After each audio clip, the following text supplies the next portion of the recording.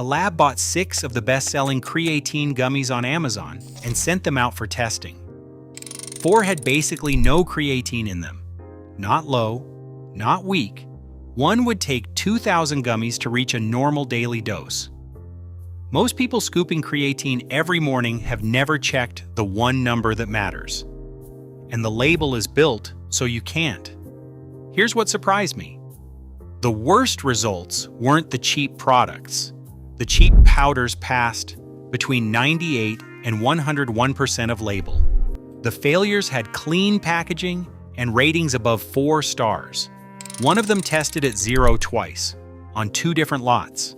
I'm counting down 6 creatine products I'd put back, then 4 I'd actually buy. Let's get into it. Quick note. Anything I say about a rule is exactly that. Anything about a brand is my opinion, built from documents you can read yourself. This is consumer education, not medical advice. Talk to your doctor or pharmacist, especially if you take medication. So here's what nobody explains. Creatine is made in a factory. Sarcosinate and cyanamide react in water. Do it carefully and you get creatine. Rush it and you get side products. Creatinine, which is broken down creatine, dicyandiamide, and dihydrotriazine. Europe put numbers on all 3. The European Food Safety Authority referenced a specification in 2004, creatinine at or below 100 milligrams per kilogram, dicyandiamide at or below 50, dihydrotriazine not detectable at all. The United States has no matching number. Creatine is a dietary supplement here. Under the 1994 law that created that category, nobody proves purity to the FDA before selling it, and it gets better. Under the federal labeling rule, a company can bury creatine inside a proprietary blend and print only the blend's total weight. So the grams next to the word creatine, legally optional. That's this whole video. Number 6, MuscleTech Cell-Tech. Big canister, loud label. Pick it up and do one thing. Read the front, then read the panel. The front advertises 10 grams of creatine. MuscleTech's own panel says that's 2 scoops. 1 scoop is 5. Now read one line lower. A scoop also carries 14 grams of added sugar. 2 scoops, 28. Nothing illegal about it. It's one number doing double duty. Cell-Tech is made by Iovate, which also owns 6 Star, the cheap tub at Walmart. One parent, both shelves. In 2010, the FTC charged Iovate over ad claims for other products, and the company agreed to pay $5.5 million. A settlement isn't an admission, and none of it was creatine. The next one buries the grams so well that even the company only quotes a daily total. Number 5. BSN CellMass 2.0. Turn the tub around. One line does all the work. CellMass 2.0. Proprietary blend, 8.3 grams. Inside that blend sits a group called myogenic matrix, creatine monohydrate, creatine HCl, and creatine anhydrous. 3 forms of creatine. 0 numbers. BSN's own marketing says the formula delivers 5 grams of creatine per day. Per day. Not per scoop. So how many grams are in your shaker right now? You can't tell. And you're not meant to. The studied dose is 3 to 5 grams a day. If you can't count it, you can't hit it. BSN is owned by Glanbia Performance Nutrition. Same parent as Optimum Nutrition. I don't think anyone here is lying. The rule just lets them stay quiet. You're about halfway. If your idea of a supplement label just shifted, tap like. It genuinely helps. And if you want to do this yourself with any tub or bottle, I put the whole system into my Label Decoder. Link is in the description. The next one gets recommended to you out loud by a person wearing a name tag. Number 4. GNC Pro Performance Creatine Monohydrate. You walk into GNC. You ask what to take. Somebody points at the house brand. Now read this.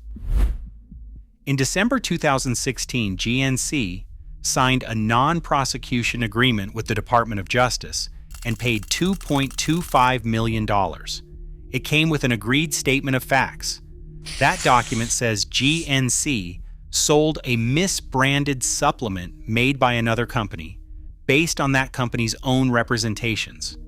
And it says GNC did not do additional testing or require additional certifications to confirm them. That's the government and the retailer agreeing in writing on what happened.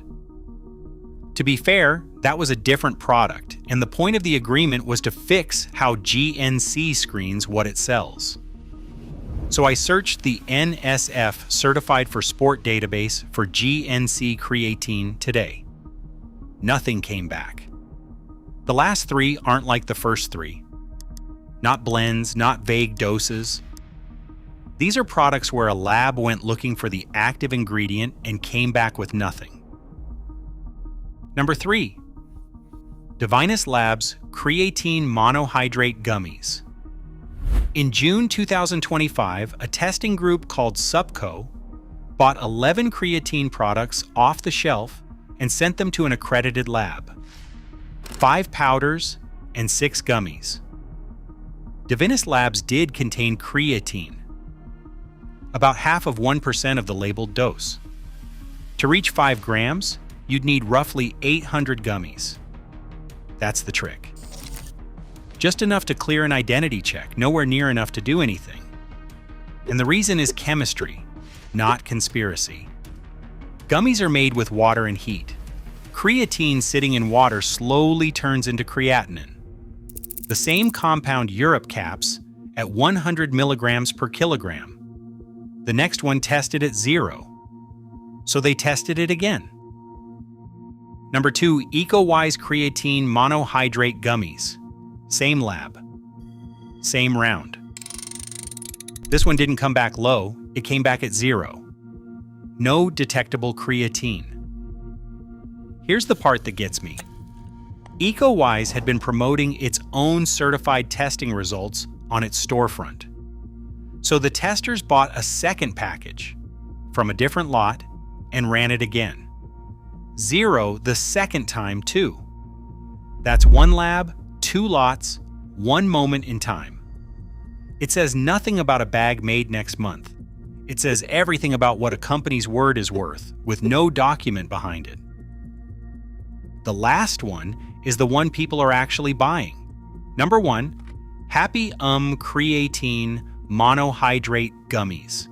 The label says 5 grams of creatine per serving. The lab measured about 0.005 grams, under 1/10 of 1%. To reach a real daily dose, you'd chew roughly 2,000 gummies every day. And these weren't obscure listings. The 4 gummies that failed sold around 50,000 units on Amazon in the month before testing. Good ratings, real reviews. Real people who thought they were taking creatine and were, chemically speaking, eating candy. Now let me calm this down, because the panic version of this video is wrong. Creatine itself came out fine. Every powder passed. Purity between 98 and 101%. Creatinine low. The plain bulk bags passed exactly like the expensive ones. Creatine has more than 500 peer-reviewed publications behind it. Nobody was harmed by an empty gummy. People paid for sugar and got sugar. That's still your money, and 6 months of training built on a dose you never took. And back in 2011, an Italian survey of 33 creatine supplements found creatinine over the European limit in 44% of them. That study is old. It's the last public survey I can find. All right, now the 4 I'd actually buy. Number 4, the value pick. BulkSupplements.com Creatine Monohydrate. Plain bag. No flavor. No founder story. It's in the NSF Certified for Sport database, and it was one of the powders that passed that lab round at Label Accuracy. That's the combination I want, a certification that audits the process and a lab result that checks the product. Honest drawback: those listings attach to specific products and lots, not to a brand forever. Number 3, the best one at a normal store. Nature-made micronized creatine monohydrate powder. It's listed in that same database. The program tests production lots against more than 290 banned substances, plus label accuracy. And here's the reversal that stuck with me. Wegmans, the grocery chain, has a store brand creatine in that database. GNC's creatine isn't. A supermarket tests its house brand. A supplement store, as far as I can find, doesn't. Drawback is that sizes and flavors are thin. Number 2, for anyone who gets drug tested. Clean Athlete. Klean Creatine. Klean Creatine holds several current listings. Certified for Sport is the program recognized by USADA, Major League Baseball, the NHL, and the CFL. One honest gap. I've seen Klean's creatine described as Creapure sourced, and I couldn't confirm that in Klean's own documentation. So I won't tell you it is. It also costs more per serving than the plain bag, for the same molecule. Number 1, Thorne Creatine. Thorne holds multiple current listings, and Thorne says its creatine is Creapure. Creapure is made by Altschem in Strassburg, Germany. Its published specification is the tightest public one I found. At least 99.9% creatine monohydrate. Creatinine at or below 100 milligrams per kilogram. Dicyandiamide at or below 50. Dihydrotriazine at 3, the detection limit. Those numbers sit inside a GRAS notice filed with the FDA. Anyone can pull it up. Drawback: it's the priciest of the 4. And that mark certifies the lots that were tested, not the company's future. So here's the rule I'd hand you if I only had one. Buy creatine where the grams are printed next to the word creatine. Nowhere else. That single sentence empties every blend on this list out of your cart. You don't need ownership charts. You don't need to remember a single lab result. Standing in the aisle, turn the tub over and find the panel. If creatine only shows up inside a matrix, a complex, or a blend, set it down. You don't know your dose. Then open the NSF database on your phone and type the product name in. It takes 20 seconds. And learn this difference because brands count on you not knowing it. A GMP-registered facility means somebody audited a building. Certified for Sport means somebody tested the product. One is a promise about a process. The other is proof about a result. One last thing.